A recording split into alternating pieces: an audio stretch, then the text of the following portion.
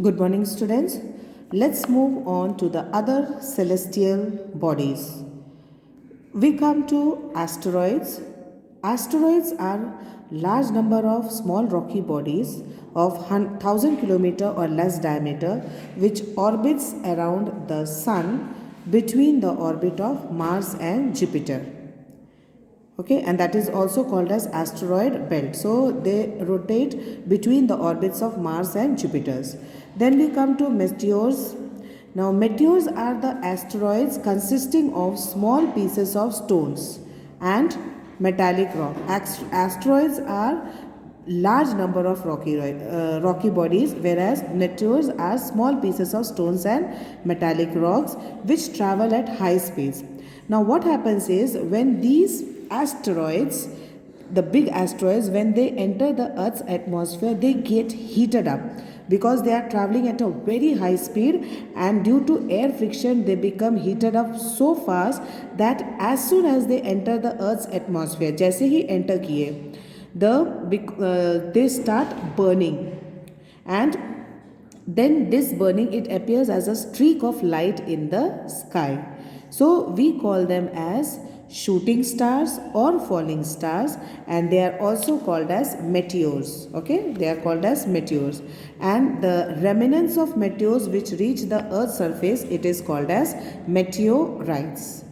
Okay, so that means, see, the ones which enter, there's a difference between meteors and meteorites. What is it?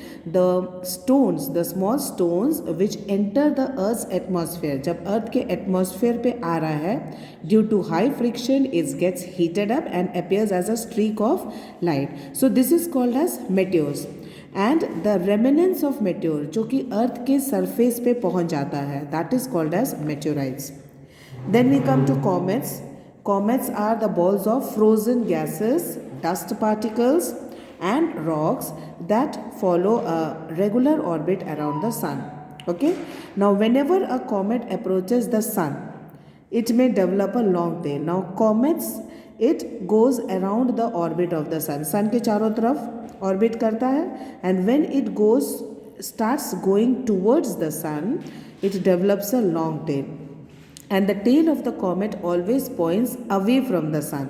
सन से दूर जाता है. So the tail becomes longer as the comet becomes closer to that. So as it goes closer and closer, the tail becomes longer and longer. Again, when the comet enters into the Earth's atmosphere, it burns up due to high heat and friction in the air. So a burning comet produces shower meteors or shooting star. When it is burnt completely, it will produce showers of meteors. Clear? Then we come to artificial satellites. Artificial satellites, as the name indicates, they are the man-made satellites which move around the Earth. Now these are man-made machines that continuously orbit around a heavenly body usually for scientific purposes, investigations.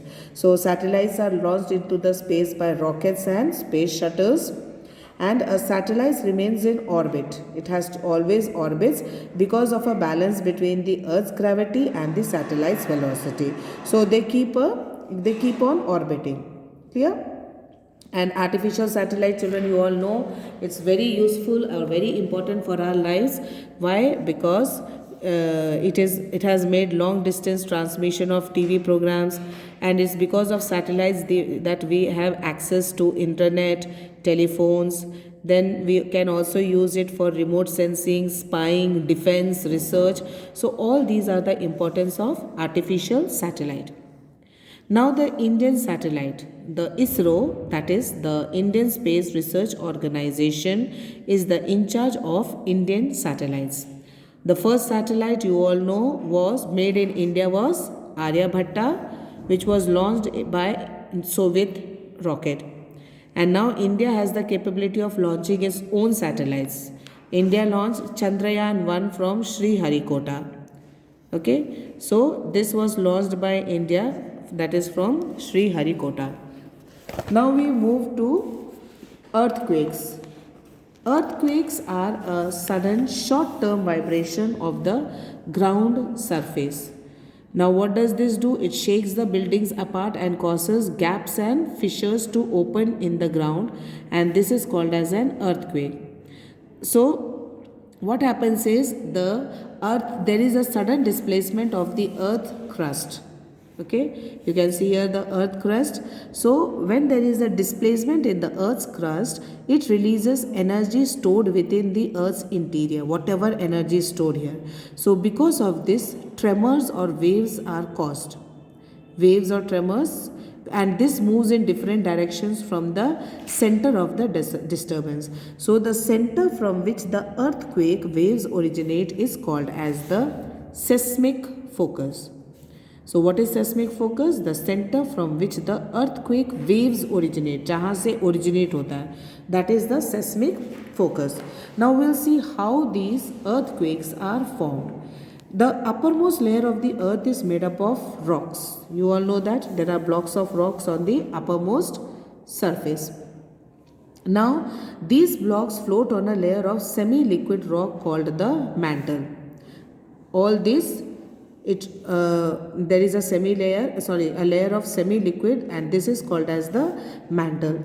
Now earthquake occurs when blocks of rocks touch or move against each other in semi-liquid layer. Okay, now when these rocks, they move against each other here. Now what happens is that there is this, because of this movement of the rocks, there is a slipping of the position of the earth's crust or the tectonic plates.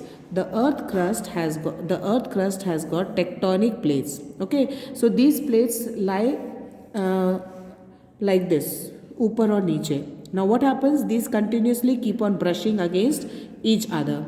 Now what happens is, when this movement or a vibration is created, what happens? These tectonic plates come on top of each other, and when these come on top of each other, this causes vibrations or volcanic activity, or it is caused a gas explosion. So all these, any such vibrations or movement of a part of the earth's crust, it can be caused by natural forces or man-made forces. So this result in the shaking or trembling of the earth.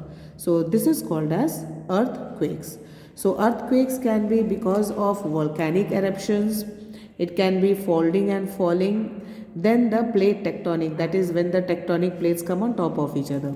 Man-made explosions, dislocation of the crust. So these are the causes of earthquake. Now epicenter. Epicenter is the place on the earth's surface directly above the focus. See here, there is the focus of the earth. Now this epicenter is directly above the focus. The intensity of the earthquake is greatest at the epicenter. सबसे ज़्यादा इधर ही होता है epicenter में. And aftershock is a small earthquake that often follows a big one. That means if there is a big earthquake, after that there is an aftershock is. So aftershock is a small earthquake. It is followed by a big one. So after the main shock, the rocks jumps too far and are unstable. So aftershocks are felt as the rocks settle into more stable position. Okay, all these rocks they become unstable here and there. So aftershocks are felt when the rocks start settling against each other and they come to a more stable position. Now how to measure the earthquakes? The magnitude or intensity of an earthquake. Okay, how intense is the earthquake? It is measured by a scale that is called as the Richter scale. And this Richter scale, it is measured on a scale of 0 to 9.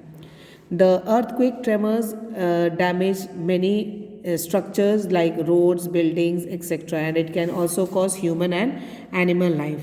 Now the waves produced by the earthquake, now they are called as seismic waves. जितने भी waves produce हो रहे हैं earthquake से. And there is an instrument called as seismograph which records these waves. And what do this contain? This instrument consists a vibrating rod which starts vibrating. There is a rod and there is a needle like thing, pencil like thing. So what happens whenever there is a vibration, this rod starts vibrating, and then a pen or a pen sort of thing is attached to the vibrating system, which touches this sheet of paper, and then this, according to the vibration, it records the seismic waves on a paper. So this is how they record using a seismograph, that how much waves are produced during an earthquake. Then tsunami, you all must have heard about tsunami. Tsunami is caused when there is an earthquake in the sea floor. So this tsunami is created because there is an earthquake in the sea, and this sets up huge sea waves.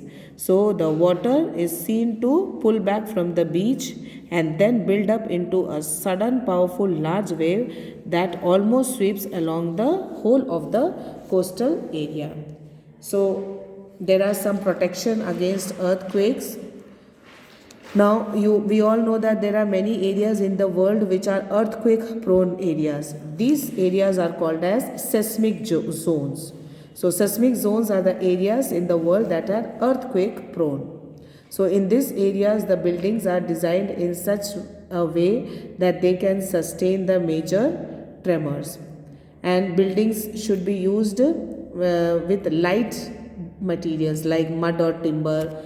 Roof should be kept very light so that it does not cause much damage if the structure falls during an earthquake. And there are many safety measures which should be taken during earthquake. What are they? First of all, you should always leave your home and you should move out to an open area, and always keep away from high rise buildings. Shut off all the kitchen gases.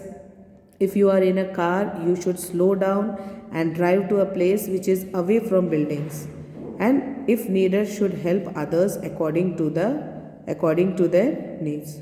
So with this we have completed with the chapter. Please read the chapter, go through the chapter thoroughly, and if you have any doubt, you can contact me. Thank you and have a wonderful day.